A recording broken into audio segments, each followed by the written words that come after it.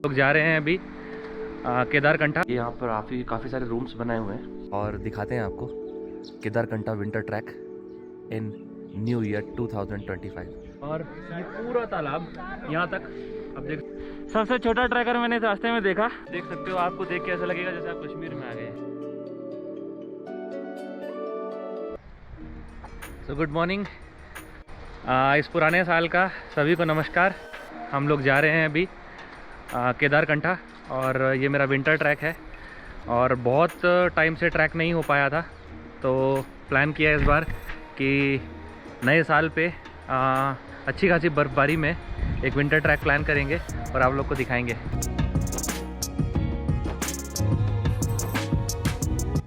तो नमस्कार दोस्तों, welcome to Haridwar hiker once again. और अभी हम हैं मैन बाग में, उत्तरकाशी डिस्ट्रिक्ट। आज हमें जाना है सांकरी गांव और सांकरी विलेज से ही हमारी सारी आगे की बुकिंग हुई है with the company, with the tour and travel company. वो सभी मैं डिस्क्रिप्शन में डाल दूंगा आप लोग के लिए।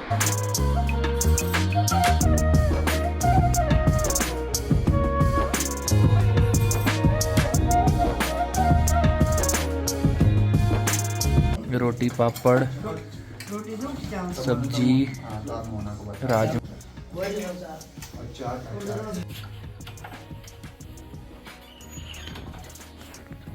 ये है हमारा स्टे।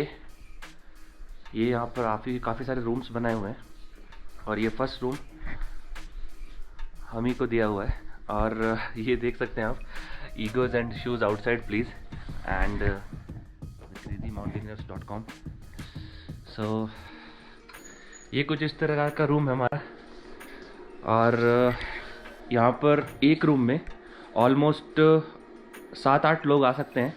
हम तो कम ही हैं, तो हमें सिंगल बेड प्रोवाइडेड है और डबल ब्लैंकेट्स विद प्रॉपर जितना भी ज़रूरी सामान दिया जाता है, विद इन्वर्टर सब दिया हुआ है। So good morning guys, good morning, happy new year to all. आज है 1 जनवरी 2025 और आज मेरा साल का पहला दिन है। मैं हूँ अभी सांकरी विलेज केदारकंठा ट्रैक के लिए। और केदारकंठा ट्रैक की हसीन वादियाँ और ये चाय, मतलब क्या ही कहा जाए। ये देखिए सामने ये ग्लेशियर, सुबह सुबह की हर्बल टी मैं दिखा सकता हूँ। ये कुछ हर्बल टी यहाँ पर प्रोवाइड की जाती है। ये जितनी बड़ी पर्वत श्रृंखला आप देख रहे हैं, ये उत्तरकाशी ज़िले के जो हमारे उत्तराखंड के खूबसूरत पहाड़ हैं उनको बयां करते हैं। ये एक है ग्लेशियर केदारकंठा पीक, इसके पीछे है, तो हम उसे एक्सपीरियंस करने वाले हैं। और ये इस तरह के घर हैं कुछ जो यहाँ पर बनाए जाते हैं उत्तरकाशी में। सांकरी विलेज एक बहुत खूबसूरत गांव है और ये लगभग 200 किलोमीटर देहरादून से और हमारे शहर हरिद्वार से 260 किलोमीटर पड़ता है। जर्नी काफ़ी अच्छी थी, काफ़ी खूबसूरत रास्ते थे और कल का मौसम भी साफ़ था। देहरादून के आगे पूरा धूप और खिली हुई रोशनी थी, तो डे लाइट में हमने काफ़ी कवर किया। और इवनिंग थोड़ा सा हमारा थोड़ा पैथेटिक था, बिकॉज़ यहाँ पर लास्ट के 15-20 किलोमीटर का रास्ता काफ़ी ख़राब था। पुरोला से आगे जो मोरी पड़ता है, तो मोरी से यहाँ लास्ट तक का, अभी ये हम एग्जैक्ट सांकरी विलेज में सौड़ एक जगह है जहाँ पर ये स्टे और रिजॉर्ट्स बनाए हुए हैं, तो वहाँ पर रुके हुए हैं। ठंड काफ़ी है क्योंकि आज 1 जनवरी है, जनवरी का महीना है, तो लगभग रात को यहाँ माइनस टेम्परेचर था, अभी भी शायद 0 to 1 टेम्परेचर है। और सुबह सुबह जो यहाँ ठंड हम महसूस कर रहे हैं, बिकॉज़ हम उत्तराखंड से हैं तो हम बता सकते हैं आपको ठंड क्या होती है। लेकिन आप ज़रूर आएँ एक बार, केदारकंठा बहुत अच्छा ट्रैक है। और अभी हम यहाँ के परमिट और बाकी की जो ज़रूरत हमारी फॉर्मेलिटीज़ हैं वो पूरी करेंगे और उसके बाद हम आज के दिन निकलेंगे जूड़ा का तालाब, फर्स्ट डे। और जूड़ा का तालाब हमारा पहला आज कैंप रहेगा और रास्ते भर की जितनी खूबसूरत चीज़ें आपको दिखाते हुए चलेंगे। Once again happy new year to all. दोस्तों अभी हम हैं केदारकंठा के पहले सांकरी विलेज में। पहले हम जहाँ पर जा रहे हैं तो आप सभी लोगों को पता होना चाहिए, जैसे हमें भी जब भी कोई यात्रा करनी होती है तो हमें पता होता है कि हम जिस जगह जा रहे हैं तो उसका क्या इतिहास है और उसकी क्या खूबसूरती है और क्यों उसकी एक पौराणिक मान्यता है। और केदारकंठा में एक बहुत पौराणिक एक इतिहास है इसका, और वो ये है कि भगवान शिव यहाँ पर जिस ग्लेशियर पे हम लोग जाके अभी सबमिट करेंगे, वहाँ पर तपस्या कर रहे थे। और उस तपस्या के दौरान एक बैल रूप में, एक पशु के रूप में एक गाय उनकी तपस्या के समय पर वहाँ पर उपस्थित हुई, और जो भी बाद में उनकी तपस्या भंग हुई। और उस विखंडन की वजह से, बिकॉज कंठा का एक अर्थ विखंडन भी है कि तपस्या का भंग हो जाना, तो उनकी जो खुद की शक्ति वो ग्रहण करके जो समाधि लगा के बैठे थे, उसी में उनके गले तक जो एक शक्ति रूप एक तरीके से समाधि का जो एक फल होता है वो सिर्फ कंठ तक पहुंच पाया। उसके बाद ही उनकी समाधि भंग हो गई और उन्होंने फैसला किया कि अब मैं यहाँ तपस्या नहीं करूँगा। और भगवान शिव वहाँ से फिर हमारे जो बहुत फेमस हमारा धाम है श्री केदार धाम, केदारनाथ, वहाँ चले गए। और उस ग्लेशियर की जो चोटी है जहाँ पर हम लोग अभी सबमिट करेंगे, उस जगह का नाम तभी से केदारकंठा पड़ गया, बिकॉज उनकी जो शक्ति थी वो सिर्फ कंठ तक ही उतर पाई और उसके बाद उनकी समाधि वहाँ पर विखंडित हो गई। वो पशु जो उस समाधि के दौरान उनको दिखाई दिया, जिस वजह से उनकी समाधि भंग हुई, वो आज भी बैल रूप में वहाँ दर्शन देते हैं और लोगों को दिखाई देते हैं। और यहाँ से एक पूरा रास्ता हम तय करके जूड़ा का तालाब जाएंगे। जूड़ा का तालाब पहला हमारा पड़ाव रहेगा। और जूड़ा के तालाब में भी एक इतिहास ये है कि उस तालाब का जो पानी है, जो जल है, वो उसका कोई सोर्स नहीं है और वो आज तक रहस्य बना हुआ है, रहस्य में ही तालाब है। बिकॉज भगवान शिव के जो जटा के जो बाल हैं वहाँ पर से, उसी से उसकी उत्पत्ति मानी जाती है। जा रहे हैं ट्रैक के लिए और बिल्कुल फॉरेस्ट चेक पोस्ट पे आ गए हैं। मेरे लेफ्ट साइड में दिखा सकता हूँ, ये ग्लेशियर्स हैं।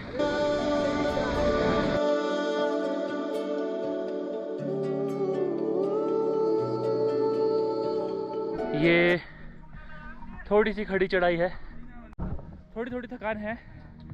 अभी जैकेट में यहाँ गर्मी लगती है। हमें भी डाल दो अपने ब्लॉग में, हमें भी डाल दो, हम सब्सक्राइब कर देंगे आपको। ये हमारे दो भाई बहुत कड़ी चढ़ाई है, बहुत कड़ी, और मजा आ रहा है डॉक्टर साहब के साथ चढ़ाई करके। मेरे रास्ते के सफ़र में मोस्टली मेरे साथी होते हैं। ये पेड़ प्रकृति की देन है हमें, और हमारा जीवन इन्हीं की वजह से है, बिकॉज ये हमें ऑक्सीजन प्रदान करते हैं। और ट्रैक के रास्ते में मोस्टली जब हमारा ऑक्सीजन सैचुरेशन ड्रॉप होता है तो इन पेड़ों की वजह से ही हमें ब्रेथलेस नहीं होते हम लोग और ऑक्सीजन अच्छी आती है। तो पेड़ ही हमारा जीवन है। मोस्टली इनकी रिस्पेक्ट करना चाहिए, इनको बचाना चाहिए, इनका संरक्षण करना चाहिए। ये भी एक मैसेज है मेरे ब्लॉग के थ्रू आप लोग के पास। मंजिल दूर है लेकिन चलते ही जाना है, चलते ही जाना है इसी मोटो के साथ, बिना रुके बिना बैठे। बिकॉज बैठने से मोस्टली मैं कई बार अपने ब्लॉग्स में बता चुका हूँ, लैक्टिक एसिड डिपॉजिट होता है पैरों में और हमारे थकान बढ़ जाती है और थाइज़ में और काफ मसल्स में स्टिफनेस आ जाती है। तो उसका ध्यान रखना है। एज बॉडी वेट जितना आप अपना कम रख सकें, कम खाएं, अच्छा खाएं, ज़्यादा हाइड्रेट रहें और ट्रैक को एंजॉय करें। तो ये रास्ते में अभी हमने इस ढाबे पे हॉल्ट किया और इस हॉल्ट के बाद आप देख सकते हैं कि ये इस ट्रैक की पहली बर्फ़ की लेयर्स यहाँ से दिखनी शुरू हुई हैं। और ये तो पड़ी हुई बर्फ़ है, बिकॉज ये जो पड़ी हुई बर्फ़ रहती है ये थोड़ी ख़तरनाक होती है, इसमें फिसलन ज़्यादा होती है और कीचड़ होती है, तो इसको तो नहीं फॉलो करेंगे। अभी इस बर्फ़ के पीछे जो ये ऊपर का सोर्स है, यहाँ से हम लोग ऊपर जाएंगे और यहाँ का जो मेन ऊपर जूड़ा का तालाब का जो रास्ता है उसको फॉलो करेंगे और फिर दिखाते हैं आपको लगभग कितने इंच की बर्फ़ की चादर है, वो तो वहीं जाके पता चलेगा, महादेव ही जाने। तो गाइस यहाँ पर ठंड बढ़ गई है अभी। आई डोंट नो मैं कैसा लग रहा हूँ अभी। अच्छा, ये मेरा नेक वार्मर है जिसको मैंने कैप बनाया अभी, और ये इंडियन आर्मी का है। तो अब आर्मी का जवान जूड़ा का तालाब तक चलेगा। जल्दी कोशिश करेंगे पहुँचने की, क्योंकि डे लाइट अभी है हमारे पास। सो ये एक पूरा मुंबई का ग्रुप है, ऑलमोस्ट 30-35 लोग हैं जो एक साथ नीचे उतर रहे हैं। और यहाँ हल्की हल्की बर्फ़ पिघल रही है रास्ते में, इस वजह से ये मैं दिखा सकता हूँ, ये बर्फ़ की छोटे छोटे पैचेस, इस पिघली हुई बर्फ़ की वजह से यहाँ पर कीचड़ बढ़ गई है। सारा मिट्टी इतना गीला हो चुका है कि यहाँ पर चलना थोड़ा मुश्किल हो रहा है अभी, इतना ज़्यादा कीचड़ है।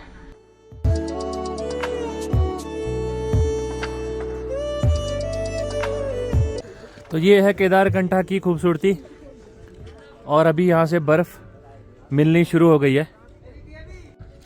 ये देखिए, ये है केदारकंठा की शुरुआत। और अभी जूड़ा का तालाब से पहले लगभग 2 से 2.5 किलोमीटर पहले ये सफ़ेद चादर बिछी हुई बर्फ़ की। अभी रुके हैं जूड़ा के तालाब के पहले, और पीछे आप एक बैकग्राउंड म्यूज़िक सुन रहे होंगे। बहुत सूदिंग म्यूज़िक है ये, और काफ़ी शांति भी फील हो रही है यहाँ पे आके। कितनी खूबसूरत बर्फ़ की चादर बिछी हुई है।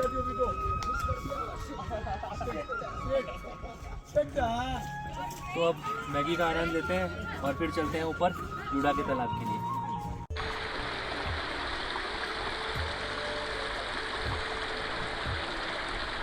तो ये है पानी का शोर, ऊपर से बहता हुआ झरना नीचे की तरफ, और अब मौसम ठंडा हो रहा है तो अब हमें जल्दी कवर करना होगा अगला 2 किलोमीटर।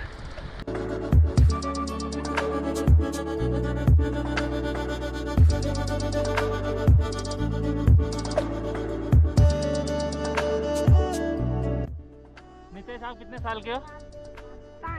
5 साल का नितेश, सबसे छोटा ट्रैकर मैंने इस रास्ते में देखा। बहुत प्यारा बच्चा और बहुत बहादुर बच्चा। और रास्ता देख सकते हैं, बर्फ से पूरा लदालद। और ये बच्चा, बाय नितेश।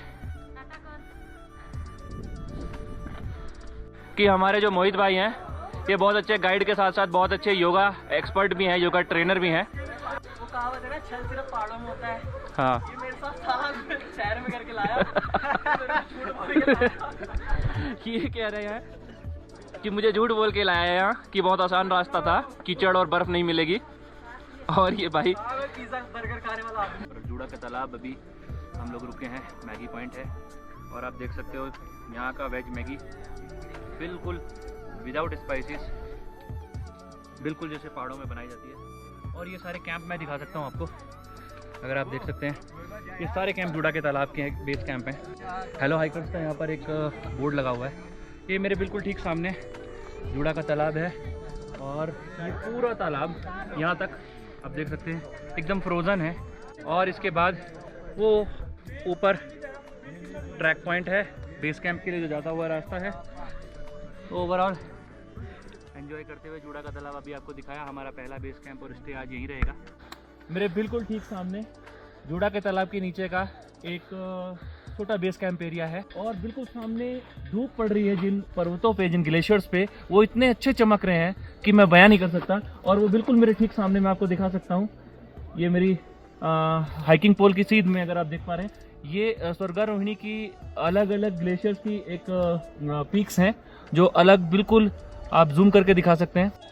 ये स्नो जिसमें ऑलमोस्ट 1.5-2 फीट पैर धंस जाता है, तो इसको हम कह सकते हैं कि ये स्नो है। और अभी तक नीचे तो बिछी हुई बर्फ़ थी फिसलन वाली, यहाँ से प्रॉपर स्नो स्टार्ट हो रही है अभी।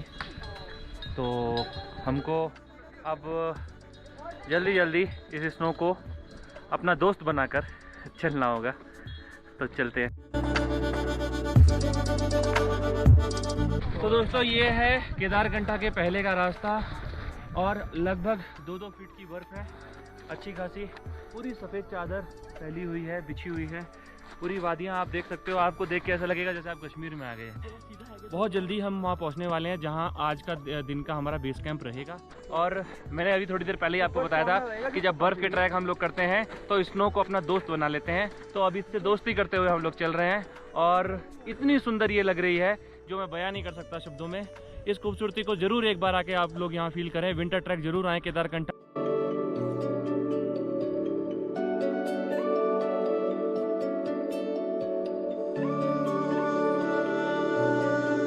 9,100 फीट ऊपर अल्टीट्यूड गेन कर चुके हैं, और यहाँ तो सूरज की किरणें नहीं है, थोड़ा थोड़ा शाम का टाइम है।